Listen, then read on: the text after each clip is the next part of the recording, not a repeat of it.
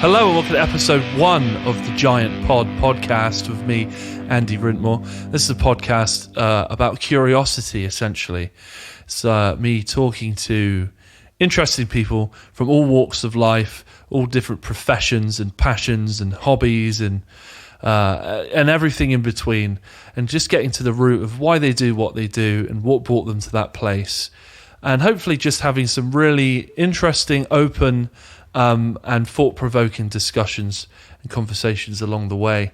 My guest this week is Julian Rochfort, who was a military advisor on the epic masterpiece 1917. He's also worked on Catherine the Great, Vanity Fair, and has stories of being an extra on Monuments Men and Fury. We really get into the nitty-gritty of what life is like on set for these military epics. And here it is.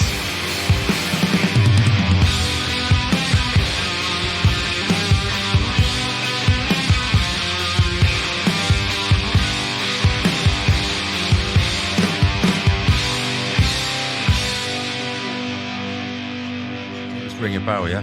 Should we come out to do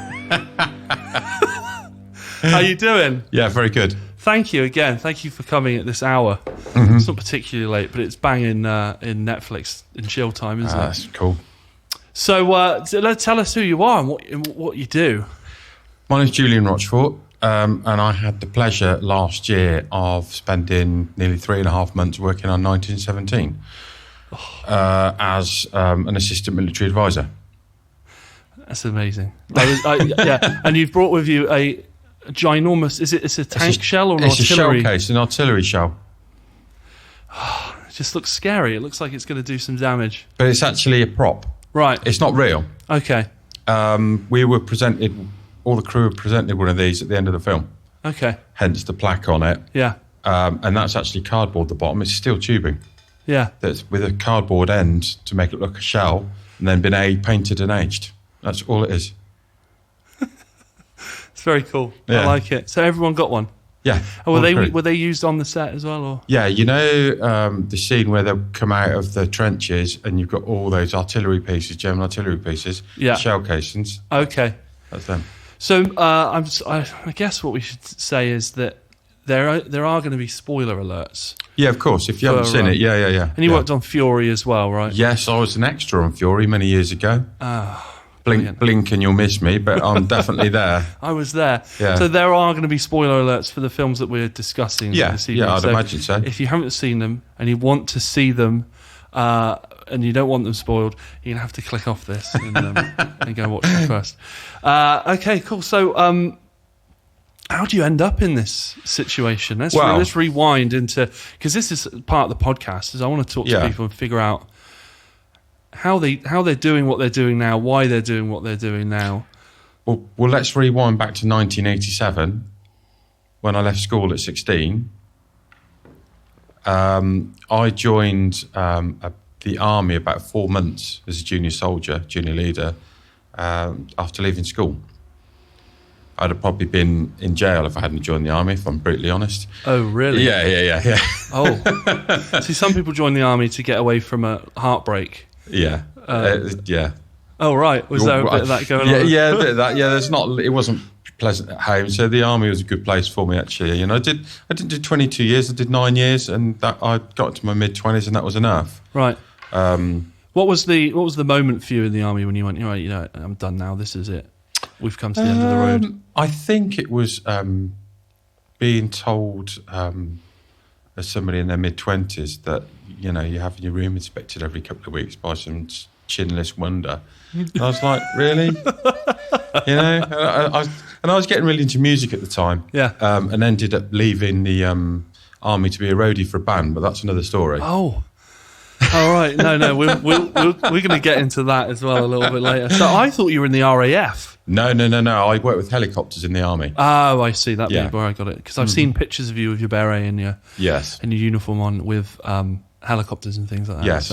So what part of the army did you join? I was in the Army Air Corps. Ah. Okay. So you wear the sky blue beret with the eagle, cap badge and all that good stuff. I was ground crew. I wasn't flying. I was ground crew, so you did all the ground-to-air communications. That's what I ended up specialising in. So you're working in command post, either in the back of a Land Rover on exercise. And you do 9 years of that. Yes, I did. And you loved it? Yeah, up until the last couple of years. I spent a lot of time abroad.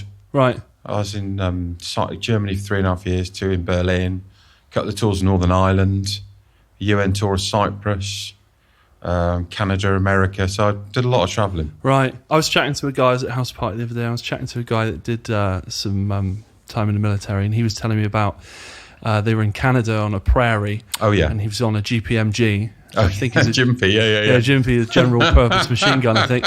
And they give you a belt of 10 rounds. He said every 2 or 3 is a tracer round. Yeah, which is a what's that, a phosphorus tip? Yeah, it sends a tracer. You can see where you're actually directing your rounds. And he was just like, he said that you open up on this little lake. Yeah. And you just see this thing go straight off. Like maybe it didn't make that noise, but fly straight off, skim off the. He said he loved it. Yeah, great fun. And then they were talking about having to break off. Yeah. You know, if you had to get out of there or move the gun at moment's notice, you have to break off the belt. Yeah. Stuff like that. He loved move it along. Yeah, but he was one of these guys, and I know guys that have been in the military, and it never really quite leaves them. No. Like a lot of people leave a job, and they don't continue talking about Halifax or Lloyd's Bank or Sainsbury's or some other branded job. Yeah. For the rest of their life, but the military is different. It's almost like a way of life, isn't it? Yes. I don't think anybody ever calls themselves civilian. You're always an ex-soldier. Is that a state of mind? I think so. Is it because they kind of break you down, don't they? And they build you. Like, so we were talking the other day, me and this chap John, about they take away your individuality. Yes. Because they don't want anyone to be special or poking out from the troop, correct. I guess, until they choose that you to be that guy.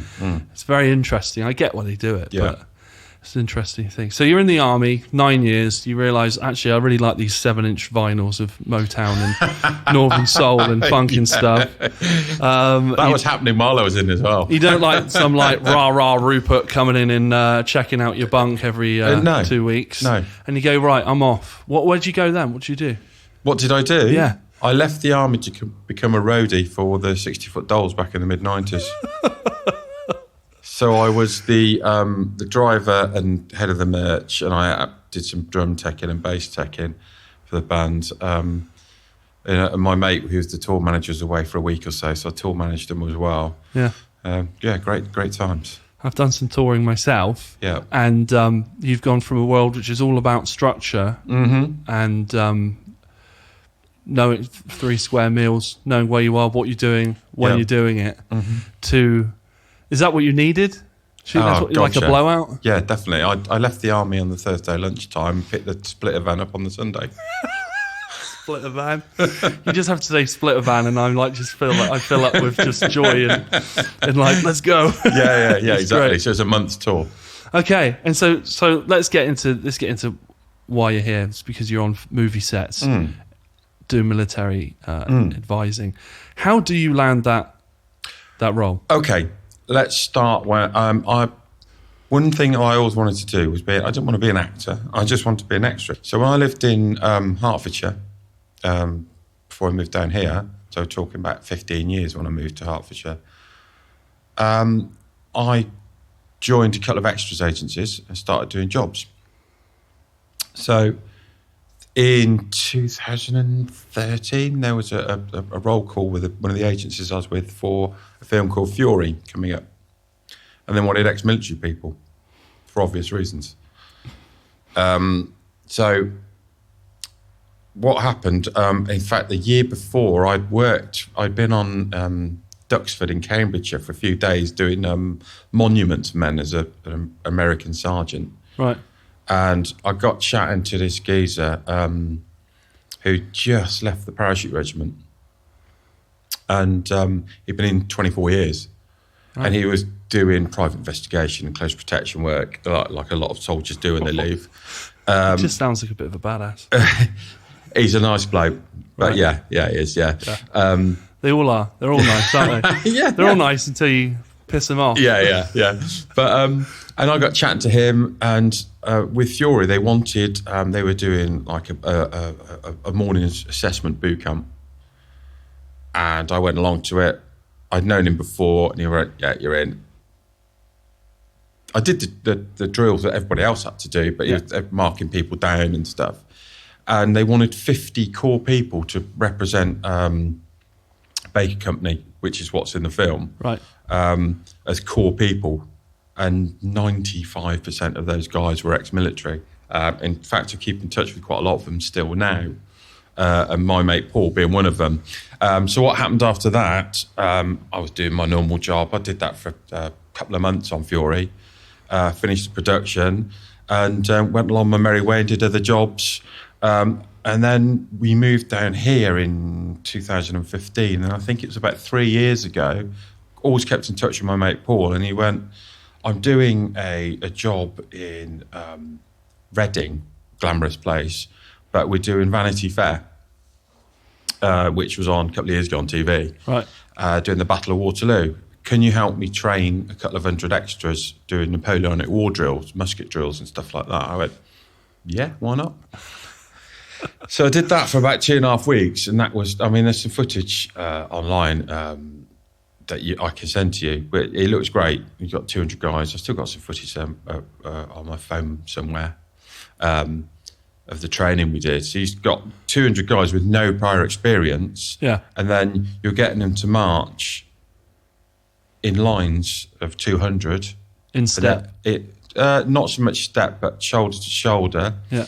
And then you're getting them to traverse and wheel round and then into column and then form squares like they would have done, like proper infantry drills. And then we did that in about 5 days. That's crazy. Yeah. I was an army cadet for a few years. It's not easy. It's like the Brownies and the Boy Scouts and the Beavers and stuff, but with an army slant. Yeah. And we had there's still a band actually called the Silver Bugles, and we used to do all kinds of marching in step. Yeah. And you do all those things. We'd play for dignitaries and they played for the Queen after I left. Yeah. Just after I left. It was like, when you like loosen a jar for someone, you can't do it, and then they open it and you go, "Oh, I loosened up for you." Yeah. That's how it felt. Yeah, I left, and then they got the Queen gig, which is like the gig. Yeah. And we had to do all kinds of crazy Montacute House things like that, all kinds of crazy. And then you're marching along, and you got the bass drummer coming by you, his mallet or whatever you call it. Most important thing, kitchen step. That does, yeah. Oh my days! But yeah, 200. So that's hard for 20 or 30 sort of teenagers who are fairly quick learners, who've been doing it for years, for a few hours a week. But you're doing 200 men in how long was that? Sorry? 5 days. 5 days is mental. So it's me, my boss Paul, who got me the job, and another guy called Ian Edwards, and we were the kind of drill sergeants, as it were, the assistants that did all the drilling and repetition and got people used to it. And then what happened was, fast forward, it wasn't last year, but the year before, the October before, about 2 years ago, Paul rang me and said, "Could you do 3 weeks in Latvia for me?" I went, "Right, what's that doing?" And he went, training troops again, same kind of stuff, musket drill and marching for Catherine the Great, which was a Sky series that came out last year with Helen Mirren in it. So again, I was on my own this time because my boss Paul was on another job he was doing strike back in Malaysia, right? And there was a 3-week crossover and he said, "Can you go out and train these troops?" And I went, "Yeah, of course I will." So I went out to Latvia, flew out to Riga, and I think it was about 170 guys I had to train on my own, right? So in 5 days. How do you approach this?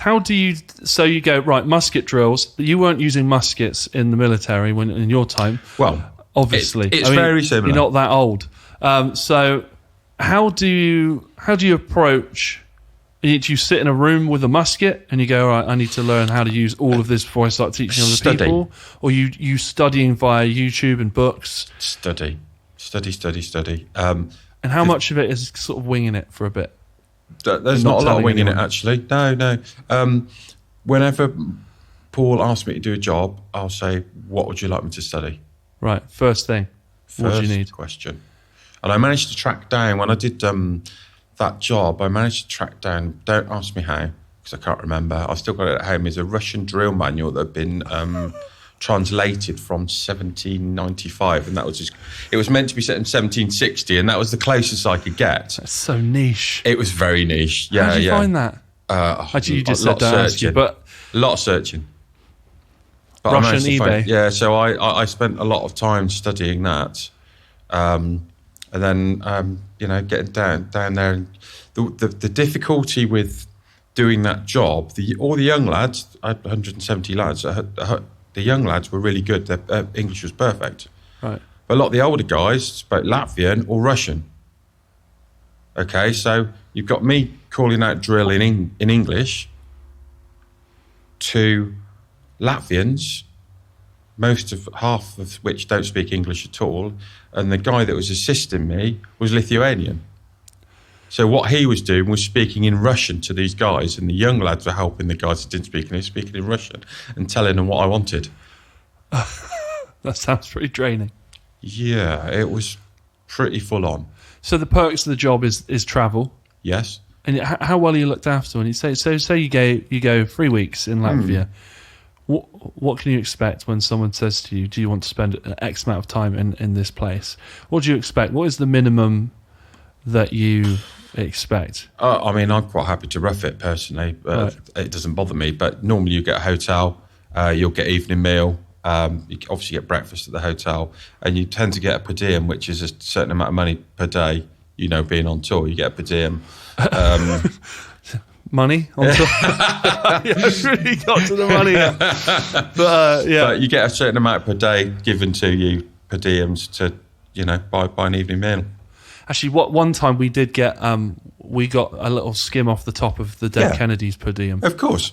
It was like 20. Like the tour manager came into the dressing room. He was like, "Here's 20 quid, lads. Here's 20 quid from the buyout." Yeah. And we were like, "Cheers!" Yeah, brilliant. It really meant a lot. It really meant a lot. It really does. Like, oh God, yes, thank you. Okay, cool. And so what happens when you wrap? You don't know when the next piece of work is coming, or no. I mean, I did that 3 weeks for Paul in Latvia and Lithuania. Bizarrely, I spent a weekend in Lithuania in Vilnius, in the capital. I was thinking, I'll have a look around. No, the Pope was visiting that day. So you couldn't go anywhere. I was like, all right, I'll stay in a hotel then, shall I? It's mad, isn't it? Hey? God's will and everything. Yeah, it was really getting in the way of my record shop, and I wasn't happy. So when you go out record store shopping in these places, these strange, wonderful foreign lands, what are you looking for when you go out? What are you looking for? Well, I obviously look at 7 inches, but that's me. 7-inch soul and funk and jazz and Latin and all that kind of good stuff. There wasn't any there, I have to say. Unfortunately, oh, really? No, there was nothing like that. What is there in Latvia? What sort of? It's quite a rocking tour orientation. There were some soul albums, but it was nothing that really grabbed my fancy, really. Right. Because you then got to bring it home with you. Well, yeah, that's not a problem. Isn't it? That's not a problem. Okay. Do you bring a case with you for records when you go away? No, if I pick something up, I'll just pack it very carefully. Okay. And put it in my hand luggage. So let's get on to, so you did Fury. Yep. How was Fury? Because I've seen Fury, it was very good. I haven't seen Monuments Men yet. As an extra, and it's gone down in history, in legend, as one of the hardest films as an extra. Really? Yeah. How so? Well, there was a campsite about 1.5 miles from where it was filmed, where the unit base was.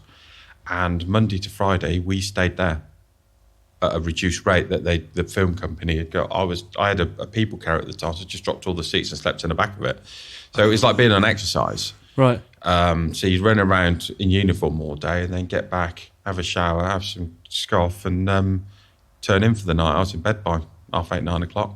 It was October time, so it was, going dark early, Yeah. So, yeah. So you just sort of regress, maybe regress isn't the word, but you just sort of go into this old mode. Yeah. Of like, oh, this isn't too bad. I've got my car and there's a shower at least. You sort of count your blessings there. It's for some people listening, that's going to sound really horrific, really miserable. But I know as well from, sometimes on tour, there's like, you know, you're on someone's floor. Yep. Their dogs are licking you. Yep. We stayed in a place in Florida, and we came in and we're like, "Hey, what's up?" And they were just like on the bongs, just they barely even said hello. We were like, "We're staying on your," and they're like, "Cool." And they had these like huge dogs, Yeah. and they just wouldn't leave us alone. We're trying to sleep on the floor, just trying to keep ourselves to ourselves. Grateful there's a roof. These guys clearly don't care that we're here. Actually, one of them was like put in a headlock at the gig earlier that night by a guy. That's a story as well. This dude pulled me outside of this dive bar in Florida and was like, "I'm going to ask the Brit what his stance on gun control is." Almost like it was like if I said it wrong, the Second Amendment. he was going to try and give me some. Yeah. It was a weird experience. I talked my way out of it. As you just say, "No one's taking your guns." That's what you do.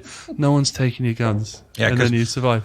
What happened with Fury was, you've seen the film, I take it? Yes, yeah.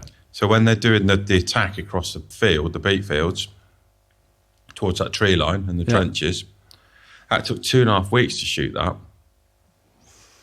So I'm behind the third tank along, Lucy Sue, with Paul, I might add, my boss now. And so you're running, explosions, machine guns going off, get to the tree line.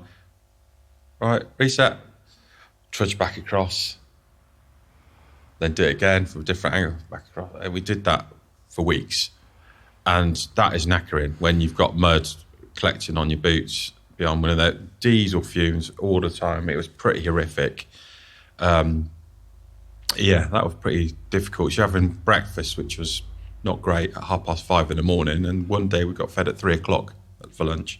We were literally keeling over with no energy left. Right. Yeah, it was hard. Suffer for thy art. Yeah. But yeah, no, as I was saying, like even on a floor somewhere, and Yeah. it's because I've been in places with the cadets where it's horrible. It's cold. It's miserable. I got stand 2 one day, ambushed, and I was led in my boxers in the frosty grass at 5 in the morning. And it's like, it doesn't get any worse than, you know, there's people around you getting hypothermia because you're in a lean-to and you should have made an apex. Little thing, if you're going to be sleeping out like that and you're going to get bumped, don't take your boots or your kit off. Yeah. Just have your helmet and your weapon next to you. You're ready, good young. to go. I was young. I couldn't even see him. I was like just adjusting my eyes, and we hear on the tree line. Stand 2, and I'm like, oh no. Yeah. And you got your rifle barrel up your nose, so they make you sleep with it just in case someone steals it in the night. So I just, when I'm in those situations, I think, it's not, you know, it's. I've been through worse, and I think that's probably helped you out quite a bit. Because you just regress to a part in your brain when you go, nah, remember that time? Yeah. This is all right. Yeah, it's okay. It's easy. Yeah. What's the pay like? It's all right. It's good. Yeah. Yeah, I'm not going to deny it. It. As an extra, it's okay. I mean, on 1917, I think the guys were getting about £150 a day. That's not bad when you're sitting around all day in a uniform in the sun. Yeah, I'll do that. Fed. Yeah, exactly. Sometimes I see these roll calls for extras and things like that. Like you put one out the other day on your Facebook, and it's always like preferably 5 foot something, 5 foot, 5 to 10 or something. It's dependent on what they're looking for. Right. But is that's the case with a lot of World War I, World War II kind of stuff? Because and a lot of it's because the uniforms are tiny as well. Yeah. And everybody was a lot smaller then. Yeah. Just for I'm 6'9", so for the listener, there's no way. No, I'm 6'1", so I don't fit in a lot of it either. Right. You know. They put you near the back sometimes. Yeah. Deep backgrounds, yeah. Too fat to fight. So would you say that 1917, let's get to 1917, let's really get into the meat of it, because I feel like 1917 is the one you're most proud of. Oh, yeah. And probably, for me, it's probably the greatest war film I've seen since Saving Private Ryan. And I know that's everyone's... It's the cliche benchmark. Even though there's some tactical things in Saving Private Ryan, it does get a bit Hollywood, doesn't it, at times? But that's the benchmark, isn't it? Or Band of Brothers is a very good benchmark as well. I think 1917 is the best thing I've seen since. I'd agree with you. Yeah. So how do we even get into this? It's just from the uniforms to the patches to I sent you a video earlier. It was just so that we were singing off the same hymn sheet a little bit. Is that they were even talking about the chalk? Yes. In the absolutely. Yeah. The chalk in the ground. Mm-hmm. Mm-hmm. It's all absolutely historically correct. Yeah. How does that begin, and where do you fit into that? Well, where I fitted in, after I finished Catherine the Great, Paul said to me, he said, look, I'm working on this film. I've just got this film. Explain to me what it was in small detail because of NDAs and stuff. That's a non-disclosure agreement, by the way. Yeah. And he said, I'm going to need an assistant for it because of the multitude of numbers that we're going to have. I went, yep, because I do a normal job anyway as well that pays the bills and book time off when I get a job like this, like 1917. So I thought, right, I need to start getting myself fitter. This is like kind of November time. And then he got me in the March, and I was at the last production meeting at Shepperton just before, about 2 weeks before they started filming. So Paul got me in. What we had to do was we had 700 people that were coming in through in groups of 60, 6 times a day, or 670, nearly 700, in a place on the other side of Salisbury Plain, a place called Netheravon, not too far from here. So we had to make sure, Paul at this point had already gone with because he's the main military advisor, done the script with the director, etc., and put his advisory role as to why parts of the story that may not need to be changed, but may to be looked at to make them more realistic. And obviously we had a military historian as well called Andy Wrintmore, who's like this. He's got the brain the size of this planet. He's just got like this. Just knowledge is unbelievable. Is he the chap from the 8,000-foot media thing that I sent you earlier? The video. Yes, amazing gentleman. He lives for it. Yes, so let's frame up 1917 in a nutshell. 1917 is the story of 2 young soldiers who are picked, I guess, from the ranks to deliver a message to the front line in the is it the Somme? It is, yeah. Well, it's just the Western Front. It's the Battle of Arras, actually. Right. With being lance corporals, which is just the rank above private, they've, maybe second in command of a section, etc., etc. There's a little bit of responsibility, bit of experience. However, in the army, and you can ask any soldier, don't ever volunteer for anything. Or they were volunteered. They were told you're doing this. Yeah. And that does happen sometimes, but never volunteer for anything. It says in the film, I thought we might be getting a ration run or something. It would be a nice, easy number. You never know what you're going to be volunteered or volunteer for. So that's why you be the grey man and stay in the background. All right. So, yeah, they go on their merry way and get given that task. And you're thinking, oh, God. And then what is the task? The task is to deliver that ceasefire. Message. Yeah, that message to that colonel. And there's something about someone's... Yeah, one of the lads, back, Blake, his brother's a lieutenant, a chinless wonder in the regiment that they're trying to rescue or stop from going over. So he's got to try and stop his brother from being killed, basically. So they've got to get the note there or deliver the note in time, the orders in time to stop a catastrophe. Good luck with that. And the journey ahead is arduous, to say the least. Some ways it's a buddy movie for a bit. Yeah.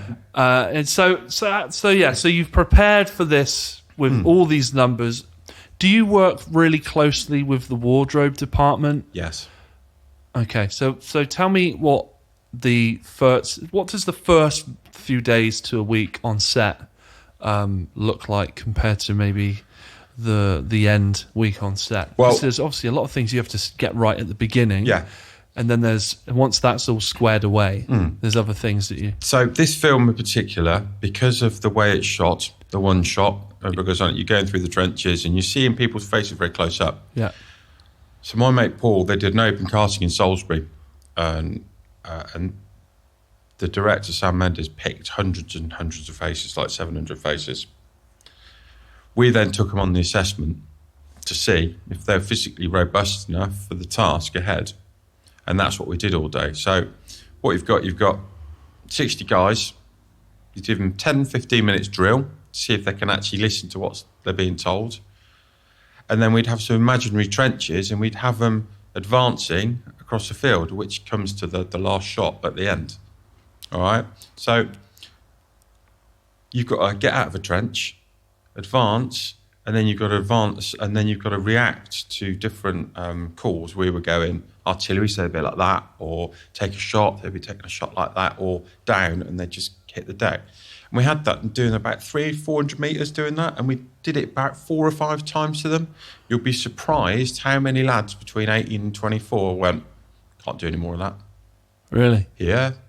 Oh, yeah. And we would never ask people to do anything if we're not prepared to do it ourselves. Yeah. Well, that's just a military thing, isn't it? If you find yourself in as an NCO or a captain or whatever, you should never ask your men to do anything that you wouldn't do yourself. And you should actually probably, it's part of leadership, isn't it? Yes. Show your men that you're willing to get your hands dirty and do some of that stuff yourself as well. So, interesting. Is that a generational thing, or is it a...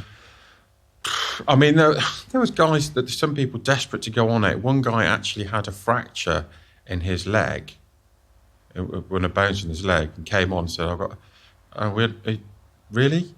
He went, yeah, I'll be all right, honestly. And then they had to take to the medic because he completely buggered his leg up again. It's just like, what are you doing? Oh, some people think that that's their, Hollywood. And I think people think they're going to be mixing with Benedict Cumberbatch and Colin Firth on a first name terms. They've got this gilded kind of view of what's going to happen. It's not like that at all. Right. It's a lot of sitting around, especially in that job in a trench. Yeah. I'll tell you what put me off extra work was the show extras. Yeah. I was like, this looks really really rubbish and thankless. And the thing about being an extra, there's always somebody with a story to tell. Yeah. Oh, and we were on this set. Yeah. And so and so. There's also a lot of BS as well that people come out with. I'm sure. Oh, you can swear on this pod. We're swearing, right, Harry? No. Yeah, whatever we want. Yeah, no, that's fine. Yeah, cool. Yeah, a lot of bullshit. So. Bullshit. Yeah. Do you ever sit there and go, that's bullshit? Yeah. And what happens? Yeah, if I'm watching something, I'll be like, I studied music in Bath College for a number of years, and our music department was sort of almost linked with the performing arts department. And so that's your realm, isn't it? It's performing. And there is a real difference between musicians and performing arts people. And the difference is, hey, look at me. The world's a stage. Everything's a performance. How do you mitigate that on set? If you've got like 200 men, let's say, or 60 men, and a few of them have, quite rightly have some dreams of being, sticking out and being spotted and being elevated to a better role, and they make things difficult for you. How do you deal with that? Well, we mould them. Right. So we had a boot camp for once the guys had been picked. First couple of days, they didn't have any uniforms. They just have the webbing, the weapons, and we'd have them do some drill. We'd have them getting in and out of the trenches, and then we took it in turns. And then we had a stand where Andy Wrintmore would go through all the equipment. So you're moulding these people into soldiers for all intents and purposes. That's what you're doing, and getting the camaraderie together. And that breaks down, and I'll come on to that in a second, because you've got a big gaggle of people, and they go, over the few days, they get to really know each other. And we were making it down. We had Lewis gun teams, which is the light machine gun, and they moulded as a group, as a section. And then when we were putting people in groups for competition-wise, they'd start to get a bit competitive between the groups, you see, and that's what we want. Right. Because it creates a camaraderie. And that's how it works. And, they do live firing, and there were people desperate, a lot of live blank firing. desperate to do that as well. Fire a few rounds off on the Lee Enfield. How many weapons on set at a time? Hundreds. And they're all functioning? No. Or there's a batch of them are decommissioned? There are a batch of them that will be able to fire rounds. But most of the guys on that would just have a DIAC. So it's just it's just a piece of metal and wood, really. It can't actually do anything. Right. Yeah, but it looks very real. And is there some poor sod at the back that's got it even worse? He's got some sort of rubber cardboard cutout or something? Well, you do have rubber weapons, and a lot of the stunts use rubber weapons for obvious reasons. If they're doing getting blown out of, they'll have a rubber weapon. So if they fall on it, they don't impale themselves. Yes, because there's a lot of bayonet action in 1970. All the bayonets are rubber-ended. Right. They're rubber. They've got a rubber with a small piece of steel running through it. That bends quite easily. But right. It was a bit of a bugbear of ours because a lot of it was breaking during trench scenes. And how many backups do you have of things like that? Was it just you? Well, that was with the armoury. There was a dedicated armoury. That final attack, there was 500 extras and 50 stunts. A lot of people.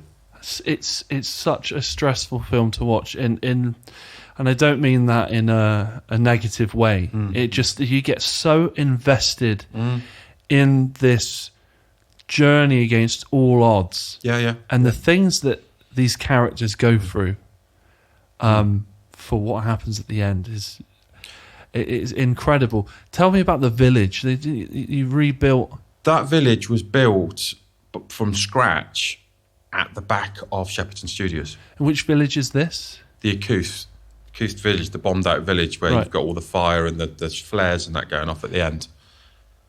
That was built from scratch. It's incredible. It was incredible. I remember walking through it going, oh my God, amazing. Because what had happened, I'd been working up in Glasgow and Tyne Tees. So when you see when he's crossing the river on the bridge and the sniper scene, that's in Govan Docks in Glasgow. Right. And when he gets into the house, that's actually into that sniper's house. They built a replica of it at the back of Shepperton next to the village.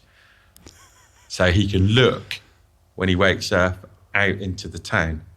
So it was rebuilt. Right. And obviously it had a stunt stair as well for when George falls down. So that was a rubberized stair as well. It's crazy. It's crazy. And most of this is bespoke made, right? Yes. So they have carpenters and historic people who know the history of architecture and in design. Yeah, everything's meticulous. It's incredible. Because what people don't realise is that the makeup and costume people were starting at 3:30 in the morning to get all these extras ready to be on set for 8 o'clock in the morning. And then you've got breakfast, catering, get them out, bust them out there. Because this was all filmed on Salisbury Plain, very near to here. That was near Uphaven, the last attack.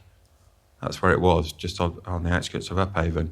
And so you've got to get all those guys ready for 8 o'clock in the morning, ready to go, ready to start filming. How the main cast? Is there any diva moments? Does anyone go? It's day. I don't know what day it would be. No. They're wet and cold and no, not at all. Everyone's cool. No egos. When I first started there, because the trenches at the start, the muddy trenches, that was all filmed on Bovingdon Airfield in Hertfordshire near Hemel Hempstead. Right. And Paul was chatting to Dean, who's Lance Corporal Blake. Dean Charles Chapman. Oh, from he was in Game of Thrones, yeah.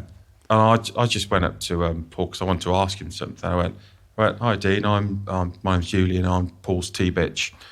and that automatically broke the ice. Right. And George is just a fantastic human being. He's a lovely man. I guess they just want some normality, don't they? George said hello to everybody on set every morning. And say goodbye night at the end of the night. He's just a really nice guy.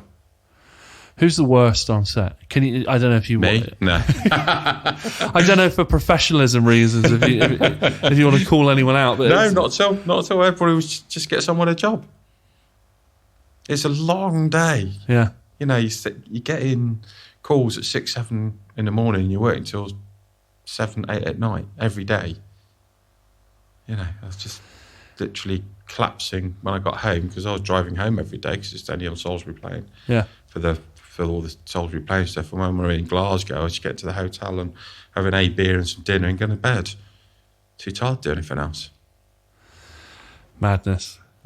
Yeah. So I think people think a lot of film sets are, you know, action, cut, someone runs on with some sort of towel and a hot drink, and It's not like that at all. they run off and go sit down and have a cigarette and do an interview for someone on the radio or whatever. Because it's constant all day. And the main actor, George, who's in obviously all the way through it, you know, some scenes when he gets out of the river and goes in where the singing is, yes, they had to wet him down every time. Oh my God. So he'd had to be soaking wet all the time. Right. And then someone just comes along, chucks a bucket over him and... Pretty much, yeah. Yeah. It was just, I was just like, rather you than me. Obviously getting paid a lot more than I am, but... Right. You know. So when you watch the film back, is there anything that you see that bugs you, that you think, God, no, we should have got that. We should have got that in the nip that in the bud. No, it was so meticulously done. For me, there was a couple of bits I was really pleased about because there's a couple of things that I managed to see. Because my boss was away for a month, so I was literally running as a military advisor. And it's not running the set because you're way in the background, staying out of the way in the monitor tent, just watching every take to see if you've got an extra going like that with his weapon or just doing something stupid, right. or and then it looks and listening to the dialogue and the lines and making sure it sounds correct. Everything military. That's lingo. What military lingo. That's what it's there for. So give me an example of the kind of military lingo that you would have had to try and insert into the script. When George comes out of the trench at the end to the dressing station, he says to, it's a sergeant, "Excuse me, Sergeant, do you know where Lieutenant Blake is?" And originally he says, "Excuse me, sir, do you know where Lieutenant Blake is?" And when they did the original rehearsal, there was a guy with corporal stripes on, no helmet, no weapon, going the other way. And I went, oh, he's got to be dressed, and you either need to change the person or change the lines.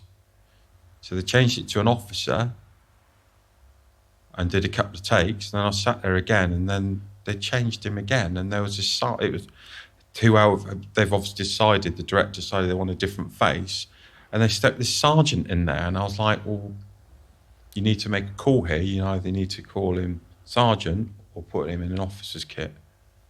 So they changed it to sergeant. And do you find that hard when you're a huge production, hundreds of people, the umpth hour, whichever hour it might be, and you've got to be Mr. Nitpicky, and call someone on a word? Do you think it's an advisory role? Right. Okay. That's why it's called advisor. So what I wouldn't just go running into Sam Mendes' trailer where he's trying to go, right, this needs to be changed, because you're not going to get anywhere fast. Get sacked. Being like that, yes, you'd be off the set and you'd be gone. So how you would do it is go up to the first assistant director, whispers in and said, look, this is something I've noticed. I'm just going to advise this is what would happen. I go, right, okay. And in the next take, they do one or the other, or they just ignore it altogether because that's what they want to do. Right. Sometimes you've got to buy, artistic integrity. They've got to do what they've got to do. Yeah. You can only advise. It's a tough call, isn't it? Yeah, it is. Yeah. Because you might be thinking, well, if I nitpick that, maybe a later moment down the line, there may be something a little bigger, and then I'll feel like a burden, or I feel like I'm overstepping. It's also tiny things. When the last assault, you've got 500 extras. Paul was looking after the top half. I was looking after the bottom half. So after every take, I checked bayonets weren't bent, bayonet frogs and entrenching all the packs, and that were all looking correct and there and there. Because we break them down as to look like proper units of soldiers. So you'd have an officer at the back, with a sergeant. Then you'd have a section. You'd have privates coming up front because they'd be the private, they're the cannon fodder. Maybe Lewis guns. Then you'd have bombardiers with grenades. Really put down to minutiae detail, even though you wouldn't notice it when you're watching the film. It's perfectionism, isn't it? Yeah. But you have to be, don't you? You have to get these things right at the source, don't you? Yes. Just imagine you're sat there at the premiere, which I understand that you were at, and you see something that you could have checked. Yeah. And it's Exactly. that would bug you, right? Yeah. Would you be thinking about that for the rest of the film? Yes. Right, so tell me a film that you watched that you didn't work on, and you go, you know what, I can't watch this again. I watched one yesterday, and it's just come on Netflix, and it is called Enemy Lines with Ed Westwick. The costume in it and the attention to detail is appalling. Should have called you. I noticed they were having this conflab. They were using a lot of the wrong uniform. But sometimes it's down to be to budget, to be fair. You can't get the uniforms absolutely spot on, so you have to get the next best. And I get that. But they had, this is a massive faux pas, they had this more modern, it wasn't a Second World War period, RAF uniform. They had a guy with RAF wings here, and he had SAC badges here, which is a senior aircraftsman. You know, being what an SAC is, having been in RAF cadets. No, I was Army Cadets. Oh, you were Army Cadets. I was an infantry. Well, an SAC is a propeller, a three-prop propeller. Big things here. Why so? Why is that? So just because you've got to be a commissioned officer in the RAF to have RAF wings. Right. Or in the Second World War, at least a sergeant. So it's the equivalent of seeing a guy. He was a senior private with a little sergeant slider on, and he's got. He had SAC slides with, and I was just like, no. and then they had the thing about the Manhattan Project. They had this nuclear bomb sat there, and then they had this guy who was a Navy guy, you know, like with the white top and then little Navy hat and the flares with a rifle. It would be a Marine. It just would. You wouldn't have Navy guys guarding like that. Just had his rifle like that. So awful. And the way they were tactically walking across land and stuff was pretty poor as well. Right. I know there's some moments in Saving Private Ryan when they're walking across a hilltop at sort of dusk, and it's like silhouettes. Hello. Yeah. I'm gonna snipe you now. But in the defence, some of those guys were quite inexperienced. So within the story. Yeah. Right. They're private soldiers. They're all conscripts. So that's another really interesting angle as well. Yeah. Is that within your role, you may have to take into account the fact that where the character is in their knowledge, in their experience. And the thing is, for me, I think it's very hard to be a military advisor. Well, it's almost impossible if you haven't been in the military. Because how can you put it across to somebody how you would carry a rifle and how you would act in a situation, or the way you'd think about, I don't know, even setting up your bivvy if you're, or, you know, whatever it may be, getting your stuff out and eating. There's people who've got very specific ways of doing things. And you'd have to eat really fast, because everyone I know from the military and I still eats really fast. I still do. Yeah. I eat super fast. I just inhale it, and I think it's from 2 weeks of Army Cadets where you're eating. It's been a long ass day, and you want to get it in you before someone this is ambushes you, or you have to do something else. You or haven't got time to do something, or more to the point, you get given hot food and you get it down while it's still hot. Yeah, because it warms you up. And if you're in the middle of a field, I remember I went on exercise in Wales for 2.5 weeks, and it rained when we got there. And it was still raining when we left for 2.5 weeks. And my home was a lean-to. A lean-to on the side of a Land Rover with my sleeping bag. So I was just wet for 2.5 weeks. Yeah, it's miserable, isn't it? I've had weekends like that. I haven't done that for that long with the Army Cadets. But when I was in Germany for about 1.5 years in West Germany before the wall came down, and you used to go out and exercise for a month. Yeah. You come back a man. Just come back very dirty, so I don't know about anything else. I remember one night I had one of those torches where they're almost like a periscope looking. Oh yeah, a little right angle torch. Yeah, and obviously you got your red. Your red lens on it. So for your I can't remember what the name of the light ray is now, gamma or something. Infrared. It's just doesn't travel. It doesn't travel as well. Red light. And I made the rookie error of setting up an Apex, which is essentially just a waterproof poncho. Yeah. You have to make sure that the hood is tightened off, so that's not a huge structural leak. Yeah. And it'd come down in the middle of the night. I used my Bergen as a pillow. I had my it's not an SA80. Well, it is an SA80, but we called it the GP rifle. It's just a cocking handle on it. It's like a single shot variant of the SA80. Yeah. And in the middle of the night, it'd come down. It was raining. I was on some little slope. I was just getting it all wrong, all wrong. And we've all been there. Like it's just a puddle on top of me. We've all been there. Yeah, and you just lie there defeated. Yeah. And you go, I have the longest day ahead of me right now. Yeah. And I'm under a swimming pool. Do you know what the worst thing is? The worst thing in the world is when you're in your maggot, your scratcher. Which is what? What's your sleeping bag? Yeah. And then you get the knock. You're on stag, mate. And you just so you've got to get out. It's pissing down with rain. You've got to go and go on guard for like 2 hours. And just like, I really don't want to do this. Mm-hmm. And this is when you're regretting your life choices. Yeah. So like I said, I was chatting to a guy the other night, and we were talking about stag duty. Yeah. And how just utterly mind-numbing it is. Yeah. And how you start to see things. Get stag on, mate. that aren't there. So we would have these guys called the 3 stars, and they were in the cadets. They were the older kids, basically. And so they'd get given some of the more fun stuff, like they could use an LSW, which is the automatic.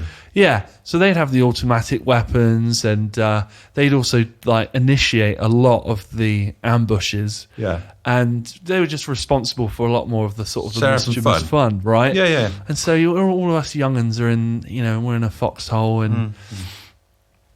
And the guy you're with can't even have a cigarette because the little cherry on the end will give the position away or whatever. And and it's cold, and your brain starts. You go, hey, I think I see someone over there. Yeah. I think I see someone, and there's no one there. It's just you. This guy I was talking to said that one of his friends said that he saw a tree uproot itself, walk down the street, and then replant itself. Just because your brain has is such a lack of stimulus. Yes. There's nothing. Like your brain starts to create it. And he said one guy saw a Panzer division roll past him. And he's brilliant. We haven't been fighting the Germans since 1945. I saw it. This is what you've got. Depending on what you're doing, is in putting knowledge onto these people to make them really believe in what they're doing. So when they were going over the top, Paul, you can't see their faces, but Paul going, you've got to look as though you're shit scared, because you bloody would be. Yeah. You'd be absolutely petrified of what's going to be happening very, very soon. Well, historically, we know it's almost certain death for a lot of them. It's just running into bullets, isn't it? Exactly. And what the Germans did, this was the Battle of Arras, which is April 1917. And what they did, they actually retreated by 10 miles and redug their lines. In wonderful plush green grass, wasn't it? Is that right? Right, I'll come on to that. Right. And then what they did, they put new trenches and shortened the line so they could put more firepower there. And it was a very deliberate thing that the Germans did, purely to pull the Allies in so they could pulverise them. So what you see in that trench, which is chalk, which is actually true. A lot of people, I've read a lot of comments online going, oh, that's not very real. It's all mud. No, it wasn't actually. At the start of the First World War, a lot of the war was on grass with cavalry, actually, before they got ground down into trenches. Yeah. But what happened, this is new ground. So those trenches have just been dug to protect the men, and they're about to advance because that's where it was 24, 48 hours before, that was German territory. So it's fresh. Right. And you could bet your bottom dollar within, 6 months, it'd be just a mess again if they stayed where they were, because that's what would have happened. So that's why you've got the fresh French.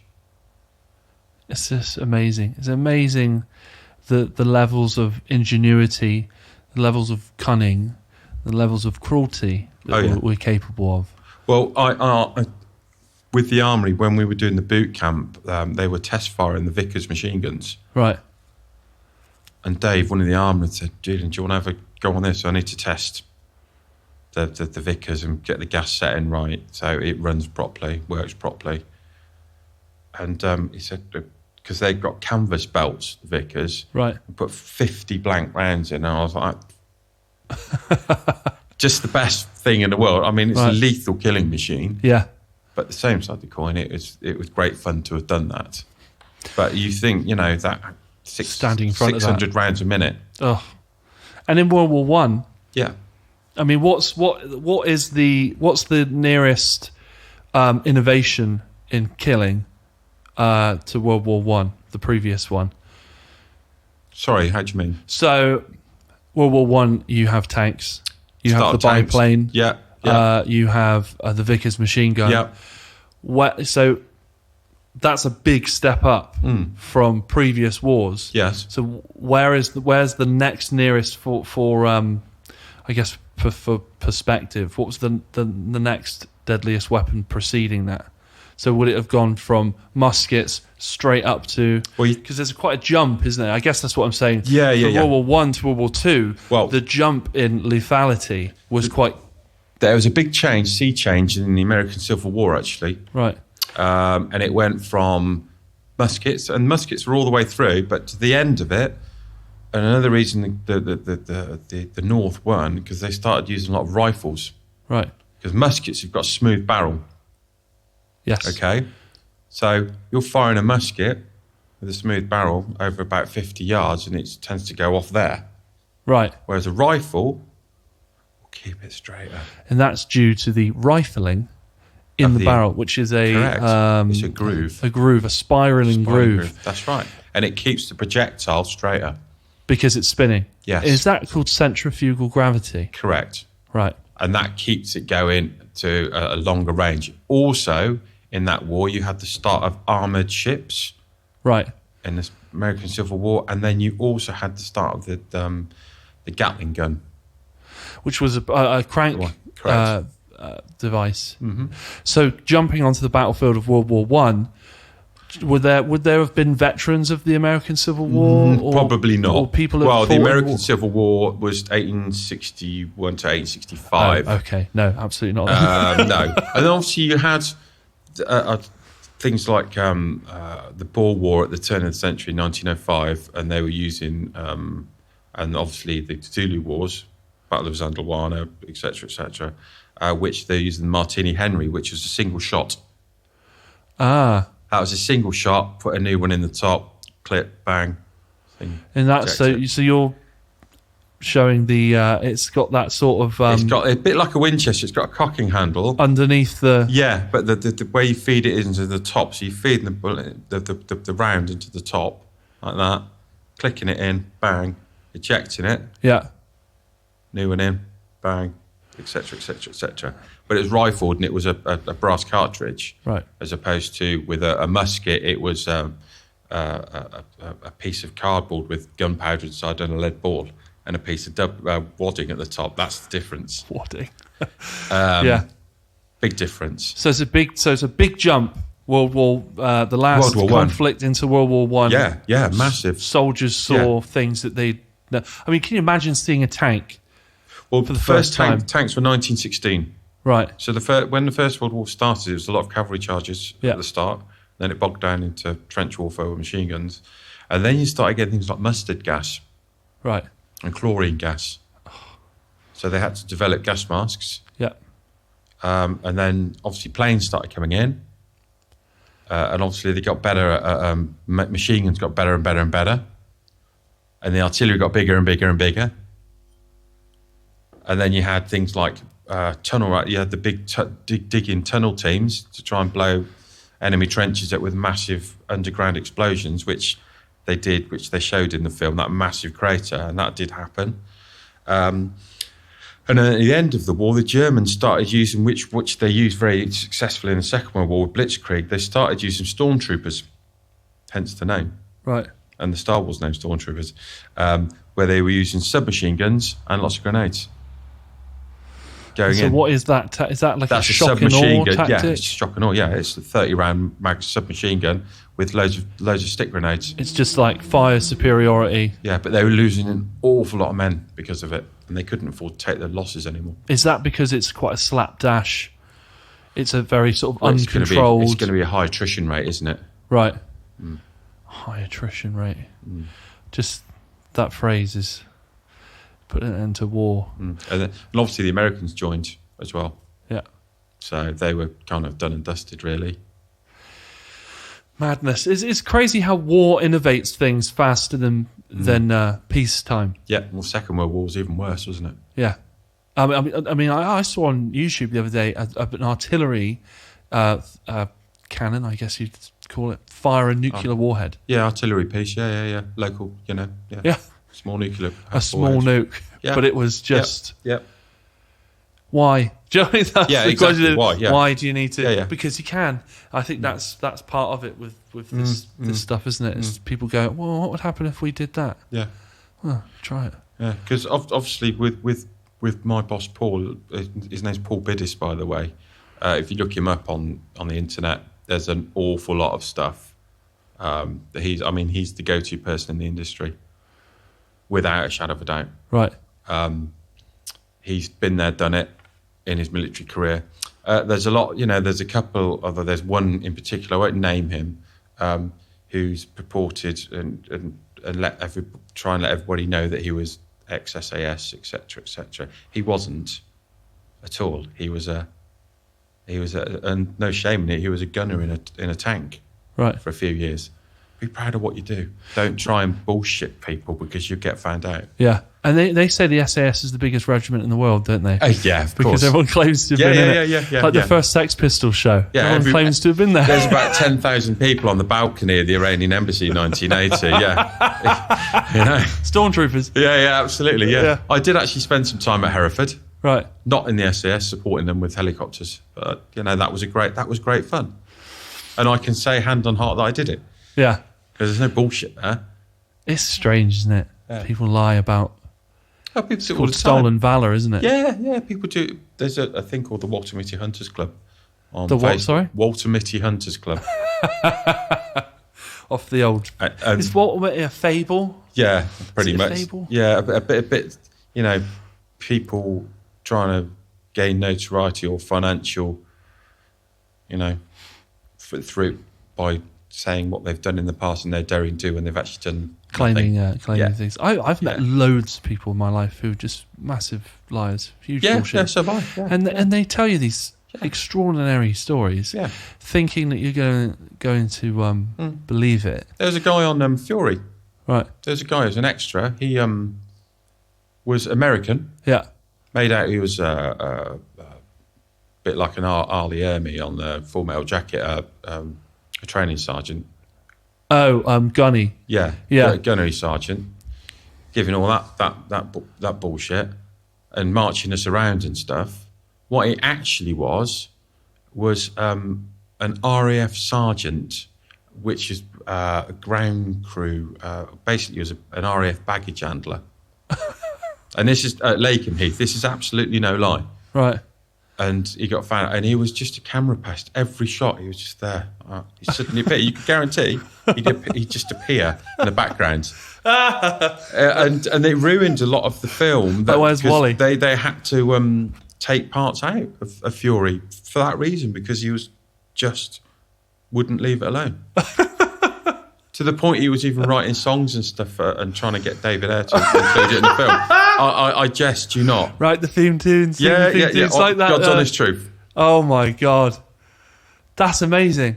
He's not David Brent. He's what's the character in Extras? Yeah. So I'm just wondering if I can get a line on. Exactly like that. He's exactly like that. It's just incredible. what people That's are really around. tickled me. Yeah. The fact that the camera's panning Yeah. and they're watching through the monitor, and there he is, but probably staring right down the lens. Yeah, this is a guy with pictures of him with an airsoft AR-15 and a Shamak in his back garden in Cambridgeshire. Wow. What do they call those? Plastic? That's just what it is to me. What it is? Yeah. I when Paul asked me to do 1917 projects, I knew I had to make sure I did it, no matter how Scary it was. Well, not scary. The sacrifice to do it, because I had to get a lot of time out. I had to take my whole year's holiday with my job and a sabbatical to do it. Wow. So I took a whole year's holiday and they let me do it, thankfully. But you're glad you did it? Oh, 100%, 150%. Right. Watching that film at the casting crew show in London was just amazing.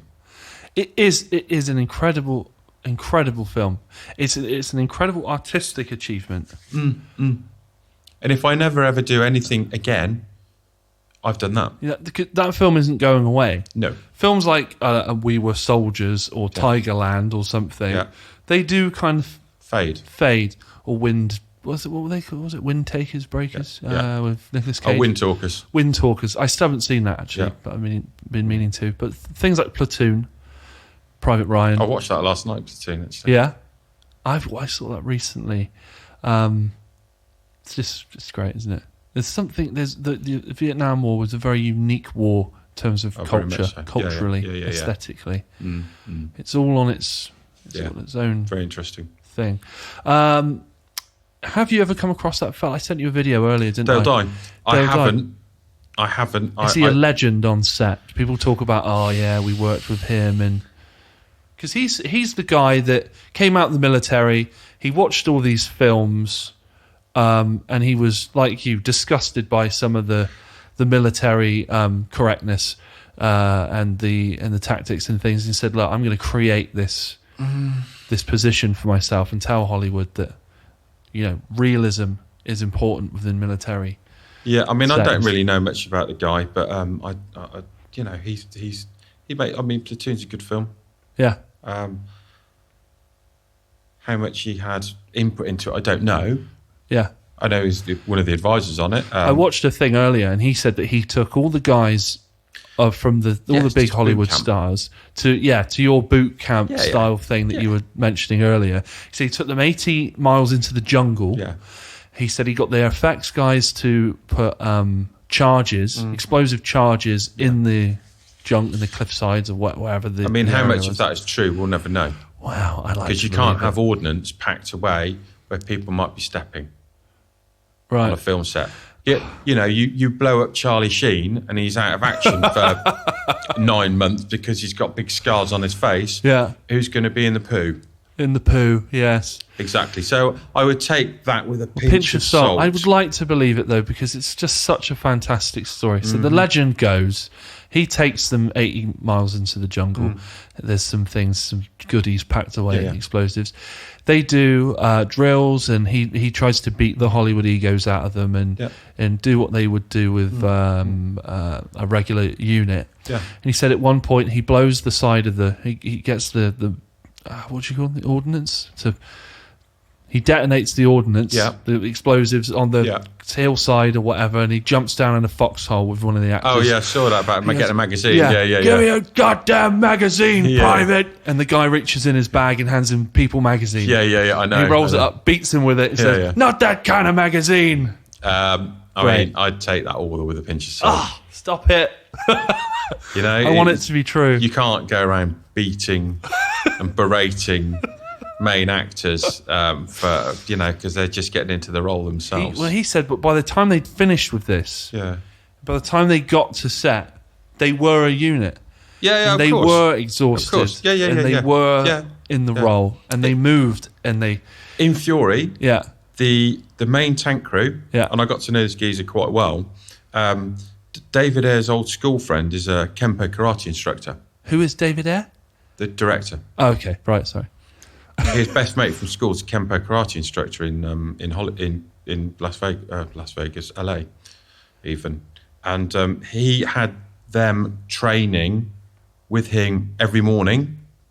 Then they'd do their day, and then they'd train at the end, and then they'd be finished for the day. And he used to do them every day. I've studied martial art. I haven't done it for a couple of years now, but I studied Aikido for 10 years. And I was still practicing at the time. I was a first-time black belt when I was talking to him then. And just chatting to him about martial arts. And he was telling me what he did, and that's what he was doing every day. And we used to just chat on set in between takes because we're kind of an interest in what each other did, you know. Yeah, we weren't cavorting around doing loads of moves and stuff. We were just kind of waxing lyrical about it, as it were, you know. You weren't ambushing each other with karate chops? No. You know, and he used to beast them every day. Right. So they were a very, very tight unit because of that reason. And how are the main cast of Fury? I know you said that Brad Pitt smokes like a trooper, and he's always surrounded by about 30 people. Yeah, and he was a very solitary character, actually, a lot of the time. Right. Which I thought was a bit sad. Oh, you thought it was sad? I thought it was a bit sad. Okay. The rest of the tank crew were fine. Shia LaBeouf is a very strange character. Very strange. Do you think he's naturally this sort of aloof, strange, artistic type, or do you think he's sort of carving out a bit of a thing for himself? He's a bit damaged, personally. Right. My personal opinion, but I don't really know him, to be fair. It's just what he came across as. But the rest of the tank crew were fine. Right. Yeah, it's fine. I've heard stories about his sort of method acting. Yeah. Well, he did that. He was doing that cut on his cheek on Fury. He kept opening it up. That was a proper cut. It wasn't makeup. Right. It's almost like unnecessary, isn't it? Yeah. Because the makeup... Got makeup there, do that. You look fine. It's your face. I had like blood all over my face every day. Like, you know. Yeah. I did hear that when Robert De Niro did Cape Fear, he paid 30... It was Wikipedia, I think, that I read this on, so it might not be correct, but 30 grand to have his teeth ground down so that his sort of gum to tooth ratio was different to make him look more menacing. And I think, well, you're not getting those teeth back. Ooh. I mean, I guess with age, your gums recede a bit, so you might sort of get back to where you were. But the method acting is like, no. But I don't pretend to be arty at all. I just get to advise and train extras, and the military advisor role or helping Paul and doing the training is a very solitary thing, right? Because normally an advisor is just the team of one. Okay, you're the only person there. Yeah. It's just lucky that Paul, because of the numbers, had me and him. That's very rare. Yeah. You know, you get to hang out and but when there's that many people around, there's a lot of work to be done, so it's just a constant all day, you know. And why do you think Brad Pitt is solitary? Even though, so how is he? Because that's interesting to me. So how is he solitary when he's already got 30 people around him? Let's say he's got his makeup, is somebody doing what he's wearing, somebody doing his food, and just a plethora of people. It was bizarre. And how were they? They all right, or did they just? They're a bit. I mean, this is a long time ago now, and I probably didn't appreciate it at the time because I was just an extra. Right. They're very sycophantic, but they're going to be, aren't they? I suppose. I do find it interesting how the life, because you hear that so and so's a bit this or he's a bit that, or this guy's a really nice guy. Or this fella's like he's a complete asshole, and you sort of wonder they don't live normal lives. No, they don't. And that is not what you've told me about Brad Pitt with the sort of entourage of people. Or it must be being touched all day, and I know. Like it's not normal, is it? No, it's not. And how long has he been a huge star like that? 20 years now? Yeah. Maybe longer. 30, yeah. It's some point it's the normal for you. But I've met on other sets people like Helen Mirren, absolutely lovely. And let's not go name checking and go, I've met this person. I'm just, 1917 everybody there was absolutely lovely. And they're just normal people doing their job. Did you get a vibe when you were on the 1917 set with the cast that everyone knew that you were on something very special? Yes. Do you think that is... Do you think depending on the project depends on some of the egos sometimes? Maybe. I think some people go, this is a really big deal. Everybody knew that this was going to be a very, very special film. Right. Just by having Roger Deakins doing cinematography. Just because of who he is. Right. You knew it was going to be special. And then the last thing where Blake goes to this single tree, Schofield goes to the single tree, they did about the third take on that, and everybody on set was like, oh, because we were all watching it in the monitor tent going, right, pick your jaws up off the floor now. It was just unbelievable. What was so unbelievable about it? Just the way it was shot, George's acting, the light. It was early evening, the sun was just going down. It was just absolutely perfect. And I think that was the one they used. I don't know. I think it was. It was just brilliant to watch. And so sort of a moment where you're in there and you're like, I'll remember this from forever. Yes. And when the first time they did that last charge over the trenches, I remember watching that for the first time going, oh my God. Yeah. This is going to be unbelievable. Amazing. So from 1917 to Blackadder the Fourth, who did the going over the top better? Was it Blackadder or 1917? I think they're both as good. It's quite poignant, isn't it? It's very poignant. Blackadder goes fourth. Yeah, I loved that. I loved that series of Blackadder. Yeah, and as a military advisor, watching that season. Is there things in there where you're like, that's a really niche joke? Yeah, well... Like, that's really quite highbrow. Just the way they were. And they got the comedy and I think the gallows humour exactly right. Yeah. Exactly right. It's amazing. I love the Baldrick's milk. He was using for milk. Was it spit or something?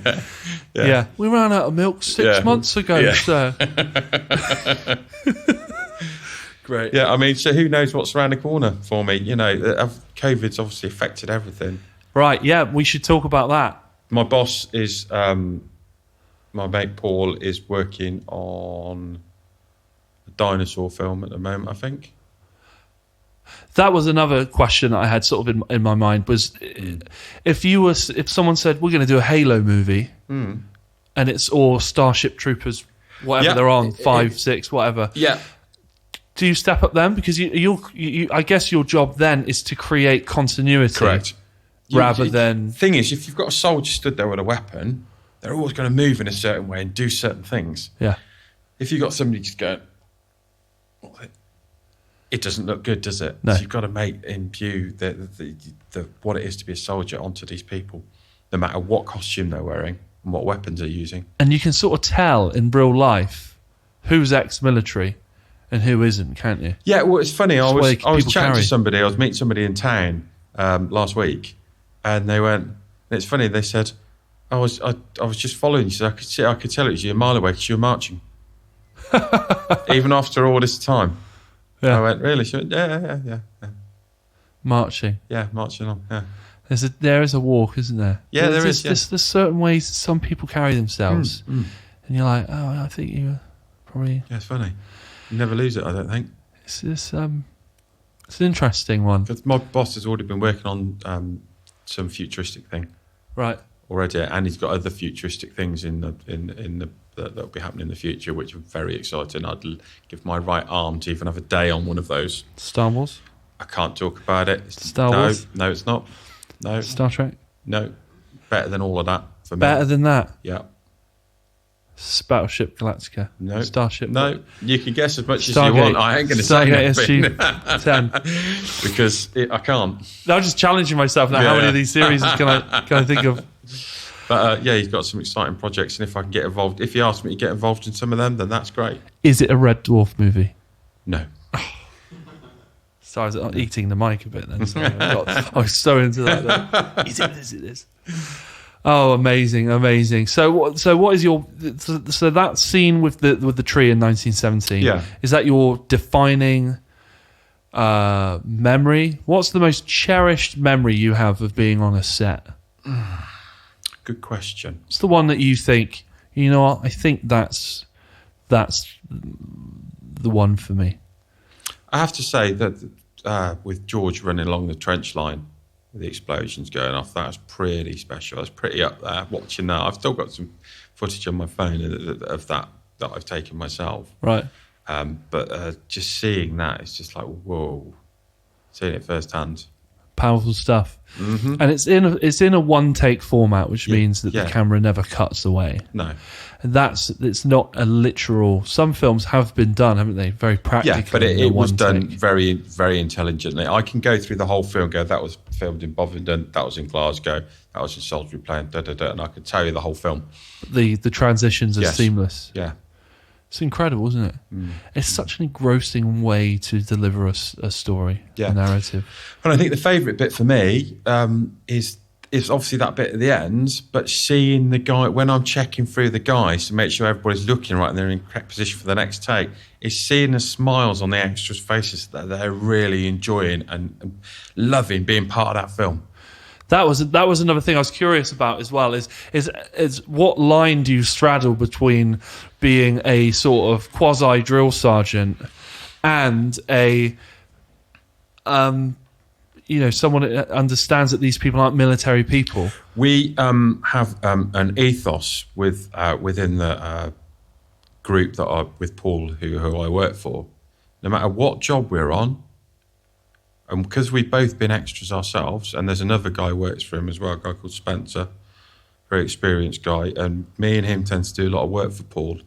And the ethos imbued on us is that when you're with extras, having been one yourself, when you get to lunch and they're tired, you make sure they eat first, before you do, and then you eat with them. It's leadership, isn't it? It's just basic. Yeah. I was doing a job for the BBC in Liverpool about a year and a half ago, and they got fed lunch late and stuff, and I was handing out the meals, and one of the extras said to me, he said, are you not going to eat? And I went, because obviously the crew went up to base to get the nicer food, because the crew get nicer food. And I went, oh no, I'll make sure you guys are fed first, and I'll just get one of these boxes. And it said, well, that's the first time I've ever seen anybody do that, so that's a really nice thing to hear. Goes a long way. Yeah. It's morale as well, isn't it? Correct. I suppose when you're on, it doesn't matter if you're on a film set or actually, I guess war is different, isn't it? But whether you're on exercise, let's say, simulating it within a real military setting, or whether you're on a film set simulating this experience, the fatigue and the stress, the elements and the morale, they must be very similar at times. Yeah, it is. I mean, what we do is saying to these people that we're not better than you. We're just employed to do a different job. So we're just the same as you, really. We're just people. Right. We're just maybe a bit more knowledgeable in something else, which is why we're, training you to be a First World War soldier. And do you see, I guess it's probably quite rare, but do you see the same extras from project to project? I have done, yeah. And you go, hey, Dave, what's up? Yeah. And is it like a There's two free guys. Yeah, 2 free guys on the first few weeks in the trenches in Bovingdon, because obviously it used to be London and South East based. There's 2 free guys on there that we were extras on Fury together. Right. I was like, oh, hello, mate. Do you have a bond there, because it's a special kind of relationship, isn't it? Yeah. And it's kind of in relationships that are forged in. I mean, I get you enjoy doing this. This is why you do it, and you've already said you don't mind roughing it a little bit. But is there a part of it which is like, do you have a bond with this person because you get it? You've gone through something with them. You've ran at the back of a tank for 5 hours a day. Yeah, definitely. Yeah, that you have got that bond. Because, do you remember that? Yeah, I've got a lasting memory. After we did the in Fury, the advance to the trenches, they had us killing loads of Germans and rounding prisoners up and all that kind of stuff. Yeah, and a lot of the time there was a lot standing around. The tree line was peppered by props with loads of stuff, and there's some fires and loads of tins of food because we weren't getting fed very well. Me and Paul, I was like, let's go and see what's in the props. And I found loads of tomato soup, rice pudding. We cracked them open and we were heating them over the fire. And me and Paul were doing that for a couple of days, and gradually more and more people started just coming. And there was like 30 guys there at one point. And it was like, Scott Eastwood was there, one of the young actor, right. Clint Eastwood's son, who was there. It was like, oh, this is brilliant. And it got broken up in. I'm like, damn. And then it was absolutely hacking it down, and there was this German truck. And me and Paul were just sat in that with his, hacking it down, going, this is pretty shit, isn't it? And it's a lasting memory for me. Both sat there in GI's, American infantry uniforms, going, when's scoff? I don't know. It's a shit.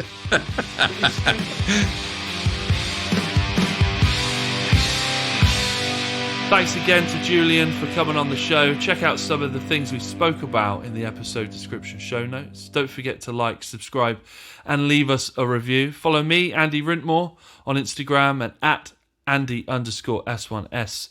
This podcast was produced by Harry Williams. Thanks again so much for joining us. Tune in for another episode of The Giant Pod next week.